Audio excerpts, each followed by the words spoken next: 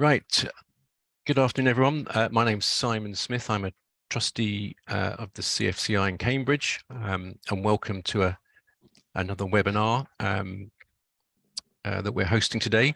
This time we have Daniel Johns from Water Resources East, who's the managing director here, and Daniel's going to give us a extremely interesting talk and insight into the interesting challenges around water resources that we have. Some of you may already have spotted this issue coming up, but let's not give the game away. Daniel's got lots to say.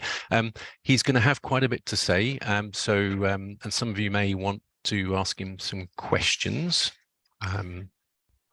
So the best thing to do there is to, if you've got some questions, if you can post them in the Q&A or the chat, I will make sure the chat is enabled so that everybody can see it, but I'll do that after Daniel starts his talk. As I say, we are recording this talk so that you can watch it later on as well, and we'll host that on the CFCI website. So let's get straight on with it. I think Daniel's going to talk around about 20 minutes or so, but please do store up your questions and post them online, and then I'll put them to Daniel after he's finished his talk. Daniel, over to you. Thank you. Brilliant, Simon. Thank you. Just check you can hear me okay. Yeah, super. Yeah, thank you so much for inviting me to speak to you in the forum today about Water Resources East and our regional water resources plan for Eastern England that we published back in November. So I'm Daniel Johns. I'm Managing Director of Water Resources East. I've been in the post just over a year, taking over from Robin Price, who you may have come across previously. Just in terms of the chat, which Simon mentioned, it would really help me at least to, if you could all introduce yourself using the chat function, just to kind of put your name, who you work for, what your role is, and what your interest is. If in terms of water resources, it'd just be interesting to see what where people are, what kind of organisations you work for. Just so I can kind of tailor the presentation to the tailored questions when we get to that stage later on this afternoon. So yes, let's go through the regional water resources plan, which I'm again delighted to present to you today, because this is the first time that we've set out a long-term plan for water resources covering the whole of the east of England. I'll explain in this short presentation the background to the plan, what it actually says, and what we think we should do about managing scarce water resources, and where in future the water companies and other sectors will need to source their water from, particularly in the changing climate, particularly given the need to improve the water environment and return water to nature, to reduce abstraction to more sustainable levels, and to find our sources from other more sustainable sources. Just an introduction to Water Resources East, first of all, if you've not come across us. We were started originally by the water companies back in 2014, recognising that, particularly for the east of England, it wasn't going to be good enough for the water companies to plan each individually themselves on where they might source their water from in future. The region's challenge from a water sources perspective is so acute that it needs to be done in partnership. And not only as a partnership between water companies, but also with the other water using sectors, particularly agriculture and for energy, as well as for industry and navigation. And Water Resources East was therefore set up as a cross-sector organisation to plan ahead to where our water is going to come from in future, and to do that in close partnership, in close collaboration, given that it is a shared water resource and we need to kind of plan together for managing more sustainably in future. And Water Resources East was spun off as an independent not-for-profit company in 2019. So we are now independent of the water industry. Our members are our principal funding members are those that you can see here on that slide. And we are actually delighted that our board, directors on our board, represent not just the water sector, but local councils, the energy sector, the National Farmers Union, and the Association of Drainage Authorities. We've also got two stakeholder directors from environmental non-government organisations, the Rivers Trust and the Wildlife and Countryside Link, just to make sure we've got the environmental perspective in the heart of our plans. Our wider membership runs now to more than 180 organisations, and it's absolutely free to join as a member of Water Resources East. And what that means is that you will then become part of our strategic advisory group.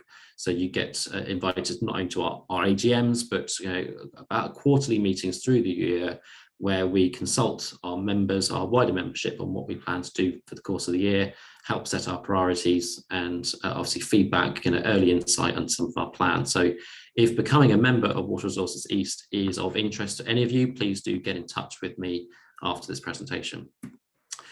So the regional plan itself was commissioned essentially by the government under the National Framework for Water Resources. That was published in 2020. And what it said was, building on the model of Water Resources East and Water Resources South East, that both organisations have been in place for some time now, that the regional approach to water resources planning is the most appropriate kind of scale at which this needs to be done.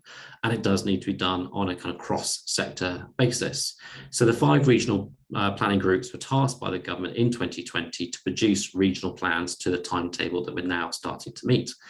We published our emerging plan, so our first go at what we think the plan looks like, back this time last year. And as I said, we were delighted in November to publish our first full draft regional plan, which is available on our website. And we're still in the consultation period. So if you want to go online onto our website, you can find the plan. And also there's an online form if you want to give us feedback, and I'll come back to that at the end. So we're out for consultation at the moment. So now is the time to have your say about our plan, the bits you like, the bits you're not so sure about. Our approach in general is as set out in the kind of schematic on the right-hand side, that in order to build up our picture, our overall regional plan for water resources through to 2050, which is the timescale that we've been asked to plan for, we first of all need to build up on the future water needs across different sectors, which comes from a combination of what the environment needs in future to return to good ecological health. We've got various projections of population and economic growth fed into that plan.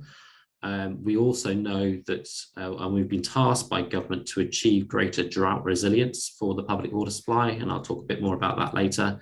And of course, in the changing climate, we need to be more resilient. We need to adapt to those changing rainfall patterns and make sure that despite that, we still have enough water for the different users across the region. So that tells us how much water we might need in future. And then the question is where it's going to come from. What's the balance between demand side action to use water more efficiently and to reduce consumption as far as possible across sectors? And also, given once we've exhausted the scope for demand side action, what new supply side schemes do we need to invest in, or the water companies and others need to invest in to secure new sources of water supply? And that's essentially what the plan says: how much water we need in the future, and where is it going to come from? So this is the kind of shape of the plan. It's available online. You'll find it under the draft regional plan page. And what it says overall for the East of England is, of course, that, well, first of all, it's worth pointing out that the Environment Agency consider the whole of the East of England as severely water stressed. So the starting point is a situation that's not particularly comfortable. And at present, 92% of rivers across our region are below good ecological status. So they're failing against the Water Framework Directive targets. The government set out last week in its new environmental improvement plan, it reinforced their goal for 75% of rivers to be good, or at least in a kind of naturalist state as possible, as soon as possible. So we're in a situation where we've only got 8% of rivers in good ecological status, and the government has said that at least 75% should be in good ecological status as soon as possible. And there are lots of reasons why rivers are failing good ecology, but one of those is there's just not enough water flowing down them. There's not enough water in groundwater aquifers. There's not enough water flowing through rivers on our kind of surface water streams and chalk rivers and wetlands. And that's a reason why, say, those river systems are failing against good status, and we need to clearly sort that out. What that means is that once you play in projections of economic and housing growth, and you take away the water that the environment needs and that needs to be handed back to the environment, you end up with a deficit of 640 million litres of water per day on average projected for 2050. And the chart on the left-hand side shows you which parts of the region are most water stressed. Yeah, it's a projection for 2050 about where the biggest supply-demand deficits are likely to emerge, And of course, to an extent, they're everywhere. There is nowhere in 2050 that's in surplus. So it's just a case of how much in deficit each part of the region becomes. So unless action is taken, we'll end up in a situation as we have on the left-hand side. And what that means in practical terms is that we will be constraining agricultural production, we'll be curtailing economic and housing development. It'll be increasingly difficult to get construction projects going, housing development projects going, and we will further endanger the East's iconic chalk streams, peatlands and wetlands, all of which are so reliable on water flows within the river systems. And unless we sort this out, that 75% of rivers being in good ecological status is not going to be achieved. To drill a little bit more down into the detail now, what this chart shows you is that, first of all, kind of snapshot of baseline water use on the left-hand side. So the pie chart shows you how much water is used by each sector at present, or at least the baseline position at the beginning of the planning period in 2025. And on the right-hand side, it shows how much water each of the different sectors will need in future based on projections. And clearly there's some uncertainty and some error bars shown on the right-hand side. But for the east of England, the public water supply in every sector, in every region, dominates, but certainly in some catchments at certain times of year, agriculture and particularly spray irrigation becomes a very significant use of the available water. And so, as well as the projected increase in the public water supply demands on the right-hand side, it's actually agriculture has a slightly bigger projection of future water use, because more and more farmlands, fields, crop rotations, different types of salads, fruits, and other water-intensive crops, they will need more water in future in the changing climate, in those kind of hotter, drier, potentially longer growing seasons. And that's a real opportunity for the east of England if there is sufficient water available. But as I said before, unless that water can be found sustainably, then it's likely to curtail agricultural production. But the public water supply itself, we're not projecting a really big increase in demand, because despite this quite significant housing growth going on, there is already quite significant demand side actions going on within water companies that are already underway. So that extra 72 million litres of water per day by 2050 reflects the fact that companies are already committed to quite significant leakage control programs, to roll out smart metering by 2040, and to engaging consumer engagement behaviour change campaigns to reduce that demand as far as possible. But certainly the public water supply will need more water in future, as will spray irrigation. And you can see in the third chart there, the energy sector could be a really significant future user of water, because of the transition to a net zero energy grid by 2035. We're going to need to have hydrogen production, hopefully green hydrogen, which will need either salt water and desal or fresh sources of fresh water to generate hydrogen from. And also carbon capture and storage, if that's fitted to existing energy plant, that's a very water intensive process. So CCS, carbon capture, usage and storage, could become a very significant user of fresh water in future decades. So the amount of water needed by different sectors is growing. And as I've already highlighted, the amount of water available to abstract within the environment is going to reduce really quite significantly and quite soon. This isn't something that's going to play out by 2050. It's going to start to happen now and in the next few years, because the Environment Agency, responding to those government targets and the kind of legal requirements of the Water Framework Directive and the Habitats Directive, they're going to be capping licenses across different sectors at, in some cases, to remove all headroom from licenses, so there'll no longer be the ability for any abstractor to take more from the environment than they have in past years.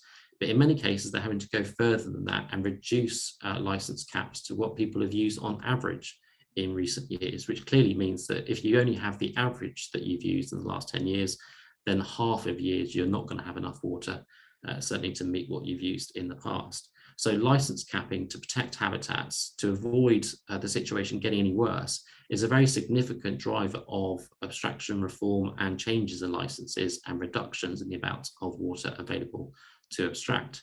Added into that, by the time we get to 2040, as I've already said, the government has said that all water companies should have should be able to provide increased resilience, increased supply resilience to household and business customers, so that the chance of a severe drought restrictions, like more severe than house pipe bans, more like kind of rotor cuts and kind of standpipes in the street. So there's really severe drought restrictions.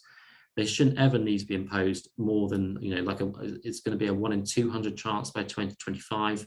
And by the time we get to 2040, the government wants those kinds of severe restrictions only to be needed in a kind of 1 in 500 drought resilience drought scenario. So again, that means that water companies need to increase their sources of supply.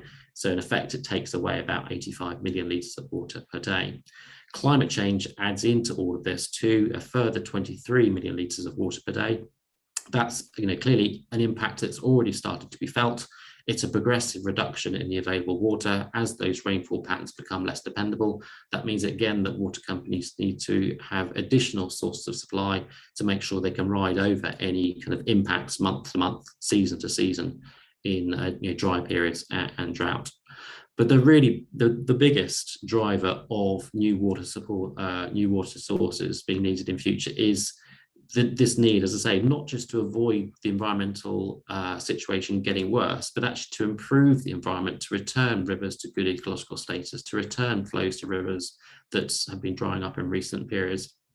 And that involves, for the public water supply alone, finding an additional 337 million litres of water per day. So that's 337 million litres that in the past water companies have been able to draw upon from their abstraction licenses, that they will probably no longer be able to by the time we get to 2050, and they'll need to find from somewhere else. And that's a big driver of investment in things like reservoirs, desal plants, transfers, which I'll talk about more in a moment.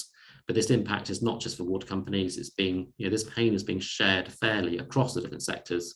Agriculture is losing about 59 million litres of water per day, about a fifth of perhaps what they might need in 2050. And other sectors such as navigation, industry are also losing 22 million litres of water per day, about 8% of their future water needs. That, of course, those averages don't tell the full story. So those are averages across the whole region. When you look into individual parts of the region, of course, those changes become more or less acute. So on the top of the chart, the three maps at the top show you what the implications are for different areas for the public water supply. And across the bottom, the same set of kind of environmental scenarios for agriculture. So on the left-hand side, we've got the least ambitious changes to environmental improvements, the legal baseline, the legal minimum. So that's the very least that both water companies, other abstractors will need to achieve.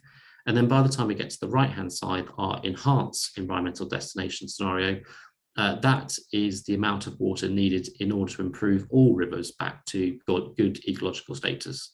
So that's the amount that chalk rivers, wetlands, protected areas need if they are to return to good.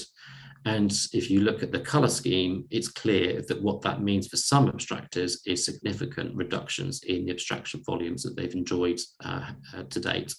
40% reductions, 60% reductions, and in some cases, under some scenarios, 60% or more.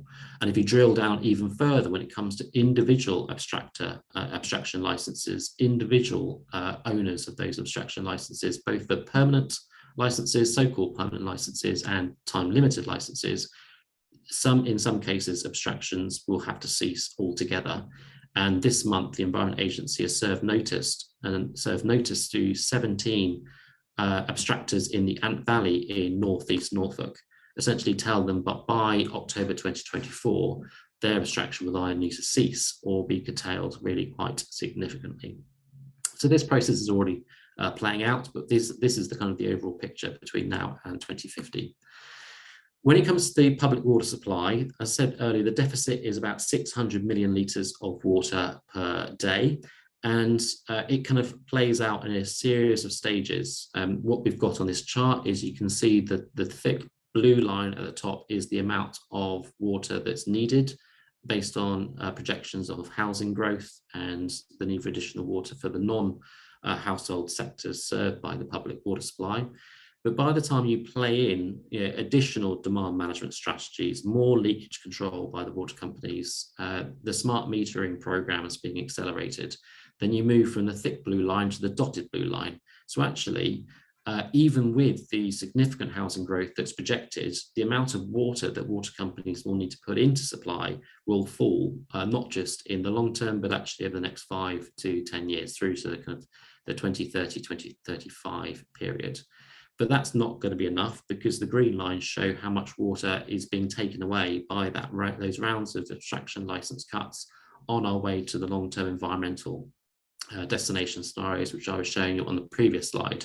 So the left-hand side chart on the previous line was called the business as usual recovery line. So as I said, that was the least ambitious environmental destination, but as you can see on this chart, still involves really quite significant reductions in the available water. And that means that the gap between the dotted blue line and that first top pale green line is the gap in the water supply that will emerge as an absolute minimum. Our core plan is based on the next most ambitious environmental destination scenario, the resilience scenario, which means additional water being returned to the environment in order to achieve quite significant environmental outcomes. And the enhanced scenario, that most ambitious scenario, which I showed on the previous chart, really, again, a really significant reduction in the available water for water companies to draw from, and therefore much more significant new sources of supply will need to be found. Demand management will meet about a quarter of the available water needs under the resilience scenario. But if we're going to achieve that enhanced scenario, which is our ambition at WRE, we definitely want to achieve the enhanced scenario if we possibly can, then it will need really quite significant new sources of water to come on stream. And that's what our plan says. So given those scenarios, given the deficit in water that we are projecting, where is that water going to come from? And the left-hand side shows you, as I say, under the business as usual, which is our kind of core central planning assumption, about a quarter of the necessary water comes from additional demand management options.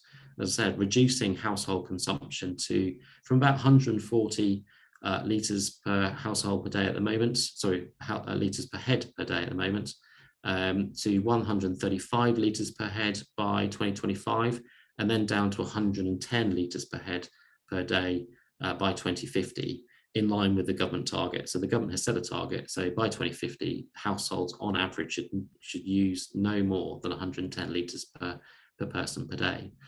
Significant leakage reduction, as I've already said, metering penetration rising toward 100%. So for example, in the Cambridge Water area, they are gunning for 100% metering penetration of smart meters, essentially by about 2035. And that means everybody paying a fair rate for the water that they use, creating those incentives for every household to use as less water as possible. Supply side options supply the other 3/4. In fact, there's more capacity that we're planning to meet the deficit than we actually need, but certainly it's sensible to plan on that basis. And that water is going to come from 4 main categories of option. Major new reservoirs, including in Cambridgeshire, so the Cambridgeshire Fens Reservoir, who was subject to public consultation back in November, December time, but there's also another project planned up in Lincolnshire near Sleaford. Effluent water reuse is going to be a significant source of water in future. So this is where we have wastewater collected through our sewage network to water recycling centres. Instead of that water being pumped out into rivers and flowing out to the sea, the idea in future is to capture that water, to treat it back to a drinking water quality, put it back in the river or into a reservoir, and then re-abstract it for the drinking water supply. Transfers and smaller options are a really important part of the picture, providing about 34 million litres of water per day. But by the time you get to the late 2030s into the 2040s, given the significant supply-demand deficit, we think we will need to at least have or possibly 4 desal plants around the Essex, Suffolk, Norfolk and Lincolnshire coastline. So about 145 million litres of water per day provided through a new desal plant, which is a really interesting prospect given the potential to combine that with new nuclear plant being built, offshore wind, hydrogen production as well. So desal, probably not sitting in isolation, but tied in with clusters of kind of local investment in the net zero economy. So the right-hand side shows you how those different options stack up over time, because some have longer lead times than others. Reservoirs cost, as well as costing about £1 billion, £2 billion each, take about 10 to 15 years to get through the planning process, a series of public consultations, and even the construction period, lots of earth movement to be done, and then to probably about 2 years to fill the reservoirs before they're ready to enter supply. And both the South Lincolnshire Reservoir and the Cambridge Reservoir schemes are being prepared so that they are at the point of construction by the end of the 2020s. And then the Cambridgeshire Fens Reservoir hopefully will enter supply in 2035, shortly followed by the reservoir near Sleaford by about 2039, 2040. Demand management is also a really important part of the plan. The detail is in the report itself, but what it can show on the left-hand side is, first of all the different water companies, the 4 water companies in the region, really have quite significant and ambitious plans for demand management, despite the level of housing growth projected. So you can see at the second row on the left-hand side, projections of 24% growth, 22%, 24%, 18% growth. So every water company in the east of England has lots of housing development coming down the pipeline.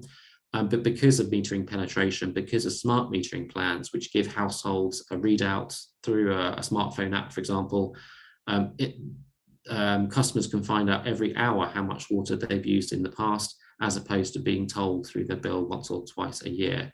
And we think, or at least the evidence shows, that households with that level of detail coming through, backed by consumer engagement campaigns, backed by additional leakage control strategies, does really have a significant difference, and makes a significant difference to the amount of water that households use.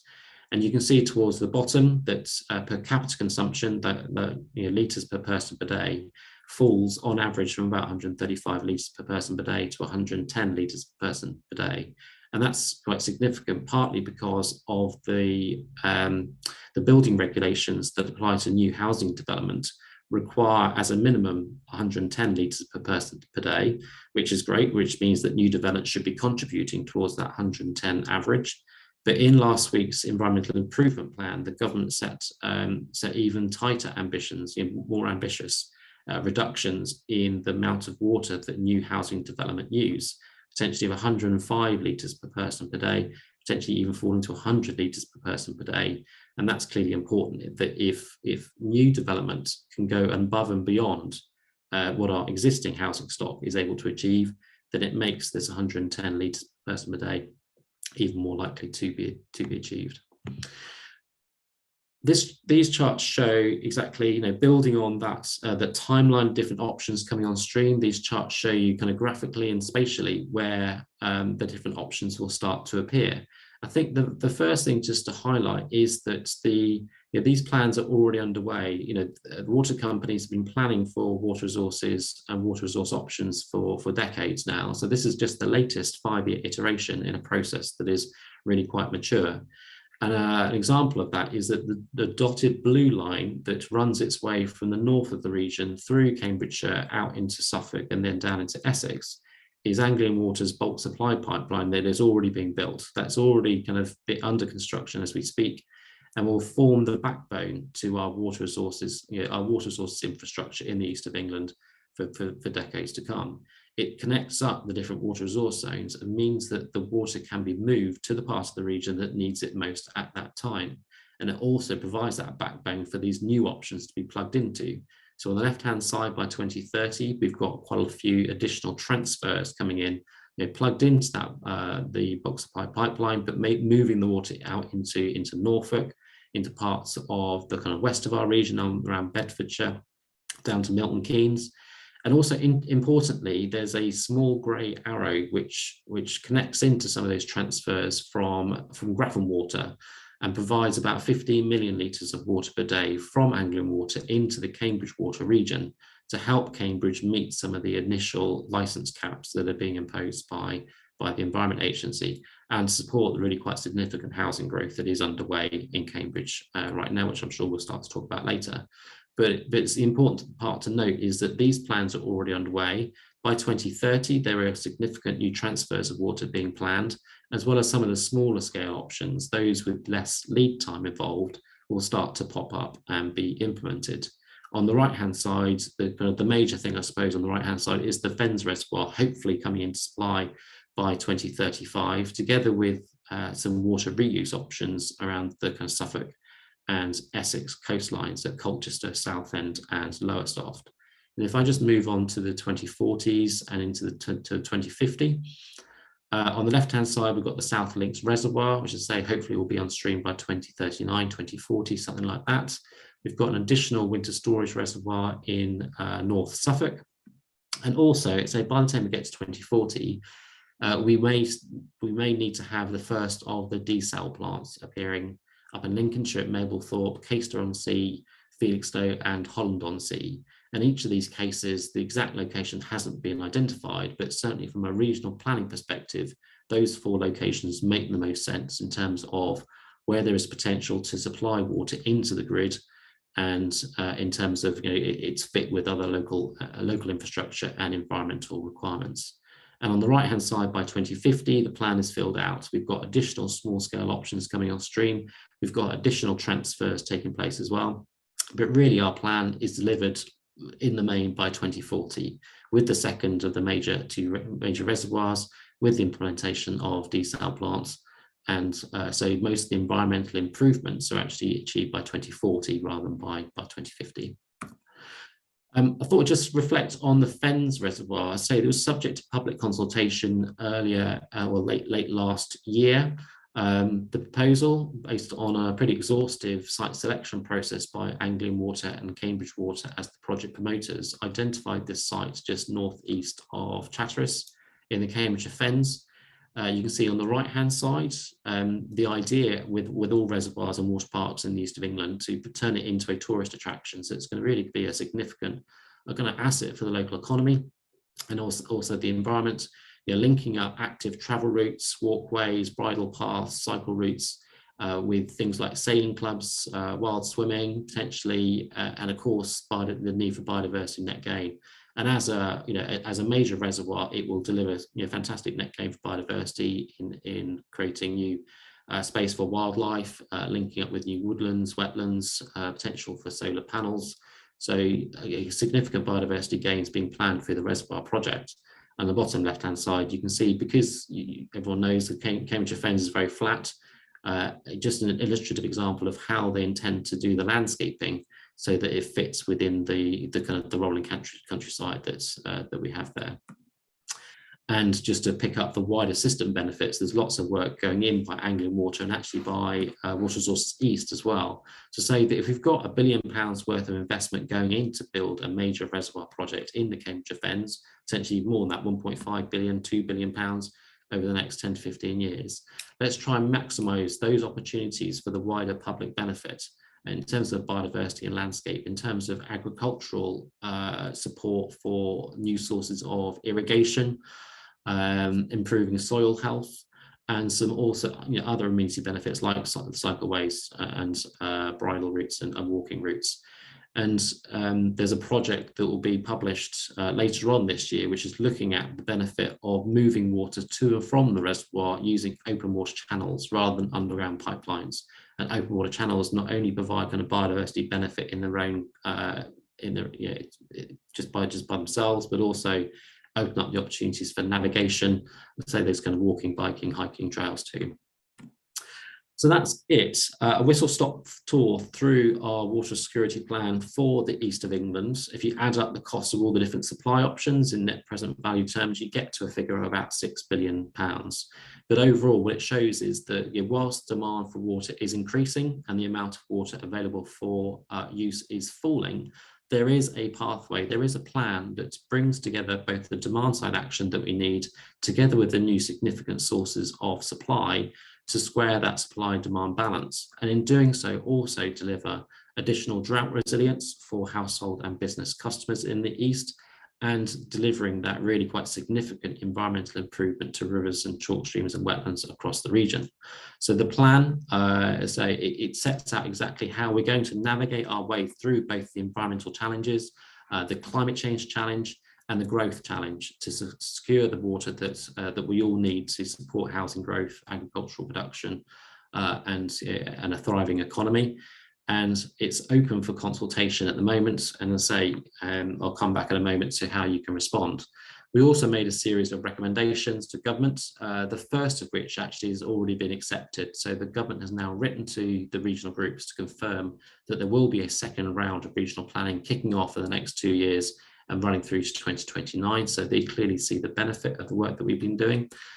As well as, say, making recommendations for things like additional government policy on demand management, funding the regional groups like Water Resources East so we can fulfil our remit on a multi-sector basis, and as far as possible, creating greater long-term certainty for all abstractors over the impact of forthcoming licence reforms, because this is, again, it's coming out in stages, and if you want to look 5, 10, 15 years ahead to plan for that long-term investment that different sectors need to find their water in future, it's quite an uncertain picture at the moment.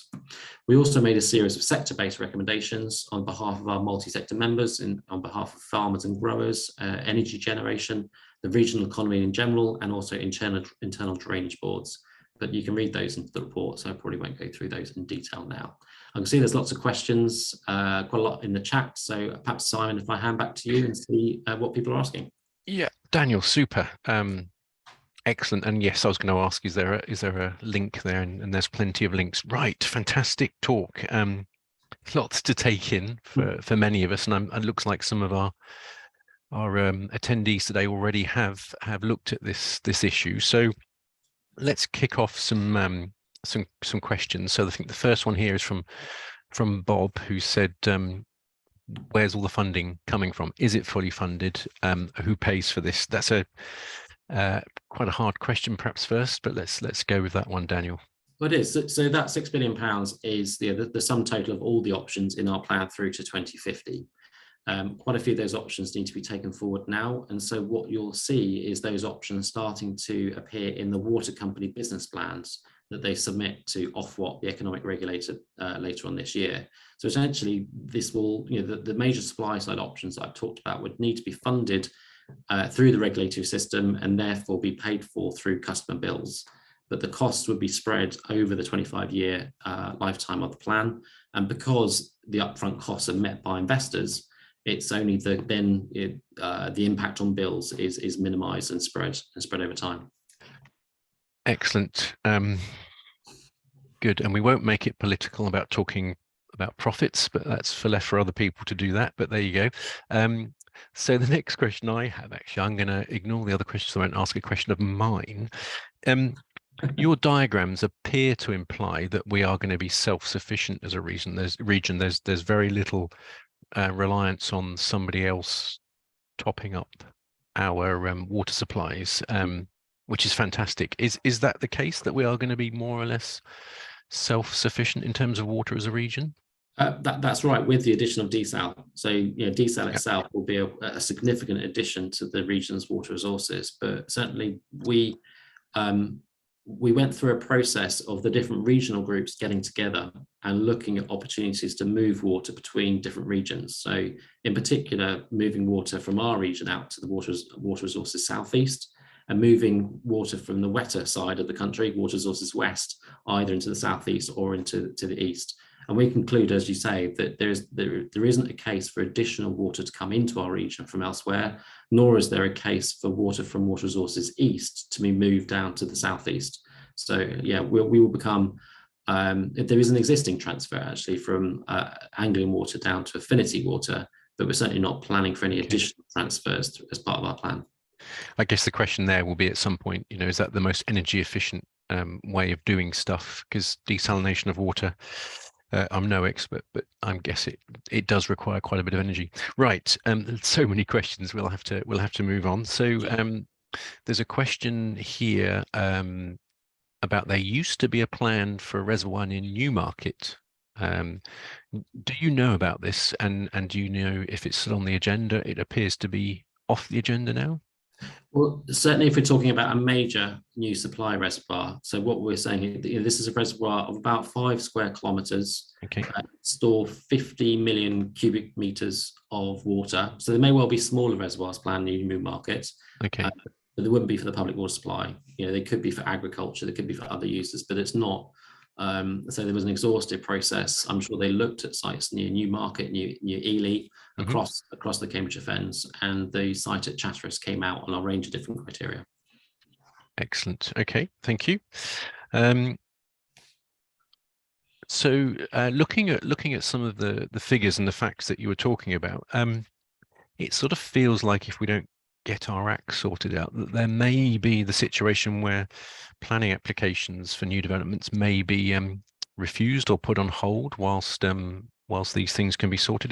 Do you see that coming up at any time in the future, or?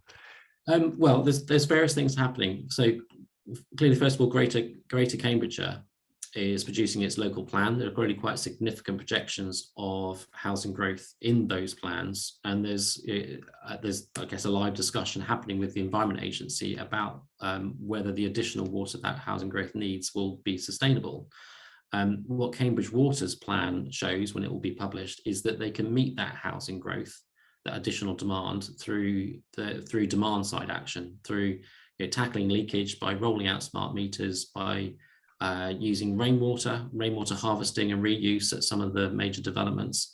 There is a route by which the really quite significant housing growth within Cambridgeshire can be met without having to take additional water from the environment. And that will be within Cambridge Water's plan when it gets published, hopefully in a week or two. What that means for development, though, is there is still a question about will that be enough? Existing building regulations only require new homes to be built to 125 litres per person per day standard, or perhaps 110, more usually within places like Cambridge, where there's already severe water stress. And as a housing developer, I would be seriously thinking about what's happening in North Sussex, where new development there has to meet a much more stringent water neutral standard, whereby any additional water needed by housing development needs to be offset by water efficiency programs within the same catchment. And say, if I wanted to kind of de-risk the housing development pipeline in places like Cambridgeshire, I would be seriously looking at things like rainwater harvesting, grey water recycling, much more efficient standards for fittings like toilets, taps and showers, and potentially talking to the water companies about whether they might be able to offset some of that additional housing demand to meet a water neutral standard.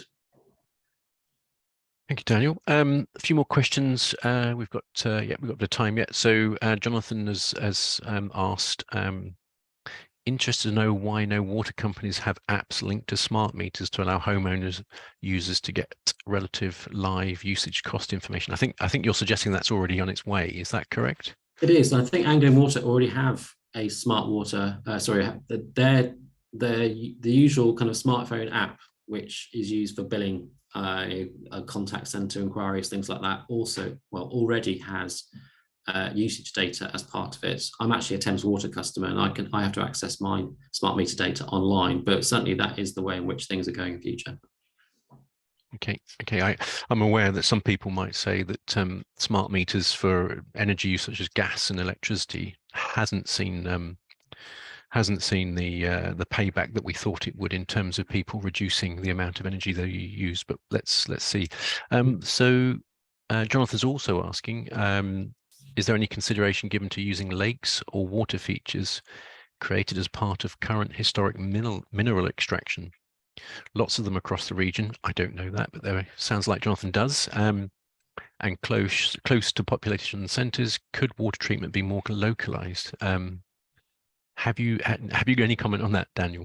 And indeed, I think they do offer potential opportunities. Absolutely, they don't tend to be big enough to kind of shift the dial for the public water supply for water companies. So unless they're really quite significant extraction points. For example, I think there's one in South West Water's plan to turn one of the kind of major, I don't know what kind of mineral extraction it was, but certainly going to turn one of the gravel pits or yes, the extraction points into a major reservoir, but they could be very significant when it comes to other water users. So clearly they could be returned just to nature to create wildlife habitat, create wetlands, but also potentially for agricultural extraction for spray irrigation. Excellent, thank you. Another question here from John. Before the Fens Reservoir, how well will the new Lincolnshire pipeline help Cambridge Water in particular, please? It's probably not necessarily the Links pipeline itself, but as I said, there are plans now for a new interim transfer of about 15 million litres of water per day from Grafham Water, so from Anglian Water's Grafham Water Reservoir, into the Cambridge Water region. And there's also a proposal to accelerate that scheme by 2 or 3 years to bring that water into the region more quickly. It's both Cambridge Water and Anglian Water have applied for additional funding through DEFRA to accelerate that scheme to the late 2020s as opposed to the early 2030s. Excellent, thank you, Daniel. Another question here from Mike, which seems to be questioning, is this all about climate change? Is this the reason we're facing these challenges? I guess it is historic and future, but what's your view on that? Well, climate change is definitely factored into our plan, but as I showed, a much bigger demand for new sources of water is because we're just taking too much water from sensitive water environments, from groundwater aquifers, from headwaters of river systems, and we need to hand that water back to nature. So whilst climate change, I think let's show a chart of about 30 million litres of water per day, by 2050, 10 times that amount of water needs to be returned in order to support ecological recovery. So it's really the environment, not just climate change, but it's the environment that is the major driver of our water resource plan. Yeah, so I think the question here as well is sort of, it feels like that this has been an ongoing challenge for many years, and lots of investment has been happening in the background over the years. The cynic in me says, well, that may not be the case. I mean, is this something that's just the next phase of something that's been going on for decades, or is this now, oh dear, we didn't spot this, we need to sort it out now? Well, no, I think what's happening is that those environmental requirements are now starting to be imposed in a way that they've not been imposed in previous years. So as I said, water companies have been planning on a kind of 25-year time horizon for probably 2 decades, if not 3. Anglian Water's plan last time, I think from memory, about 8 times larger than the plan that they had in the previous 5-year period. So we're definitely in a ramping up phase. But I say that what's different and what's new, I think, is those changes in abstraction licenses being imposed by the Environment Agency to avoid river systems deteriorating, as well as looking further ahead, how much water needs to be returned to nature to allow the environment to recover. Excellent, thank you. Question here from Emma: will the cycle and walking path be split around the reservoir, and why not a 3 cathedral cycle path, say that quickly, over the pipe from Lincolnshire to Bury St Edmunds via Ely? All right, so this is linking through to the idea of amenity, isn't it, as well? It's not just infrastructure, it's amenity. So it would open up the Fens for greater cycle tourism and link to Europe via Harwich. Wow, that's ambitious. What about that, Daniel? Well, that sounds brilliant, doesn't it? And that's exactly why Anglian Water and Cambridge Water consulted before Christmas, was to capture these ideas on, if you are spending, say, £2 billion on a reservoir, which hopefully will connect up with lots of different things, including the existing network of open channels managed by internal drainage boards, then why wouldn't you want to have a cycle and walking path exactly of the sort that Emma's talking about? So the Fens Reservoir team can be emailed at, I think it's, sorry, I can't actually remember the email address, but if you go onto fensreservoir.co.uk, you'll find a contact button or a contact form there, Emma, if you want to put those ideas in. The consultation is closed, but no doubt they're still open to suggestions. Super. So lots of stuff coming in, and Bob's had another question. This is what further damage to the environment is likely to occur before we return to sufficient water to nature by 2040? I mean, I think that's a concern we all have with biodiversity.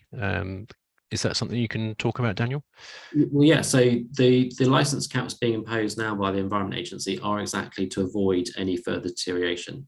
So the baseline position is the environment getting no worse than it already is, but we recognise that it's not in some cases in a very healthy state.